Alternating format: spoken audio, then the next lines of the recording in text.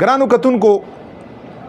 زمونږ په دغه پروګرام کې د شریعت پرانا کې سوال او د هغې جواب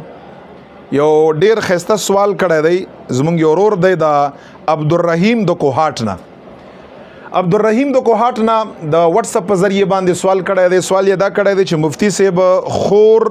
او رور یا خور او خور یا رور او رور په یو بستره کې په یو بستره باندې څومره عمر پورې سره آرام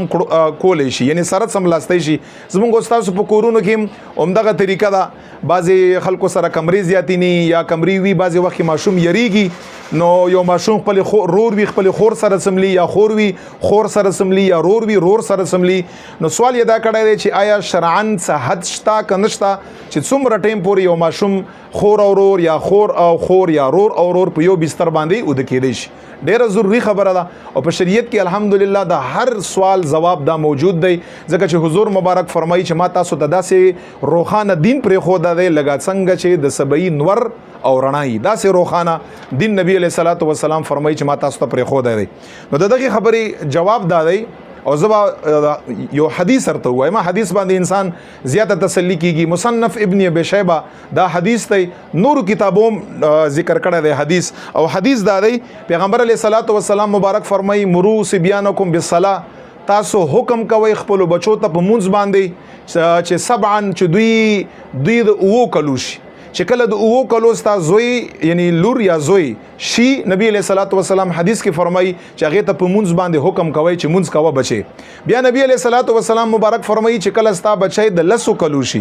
10 سال، یا ستا لور یا ستا زوی 10 کلو شي، په مانځه باندې ورته حکم هم کوه، او چې کله حکم ورته وکړي او وی نه کا نو 10 کلو په عمر کې یا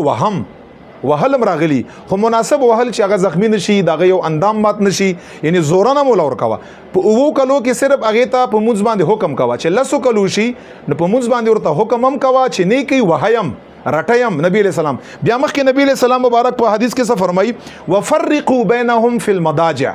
په همدغه حدیث د مصنف ابن ابي شیبه کې نبی علیہ السلام فرمایي چې دویم کار دا وکړئ چې کله ماشومه یا ماشومه دا د 10 کلو شي د هغې د ملاستې ځای سره جدا کړئ. نو حضور صلی الله علیه و آله وسلم مبارک په حدیث کې صحیح حدیث دی مونږ ته دا بیان کړی دی چې کله مقصد دا راوواته دغه سړي دغه صاحب ملګری عبدالرحیم د کوهاټ نه چې کوم سوال کړی دی، جواب یې دا شو، خلاصه یې دا شوه چې کله زما او ستا بچی لور یا زوی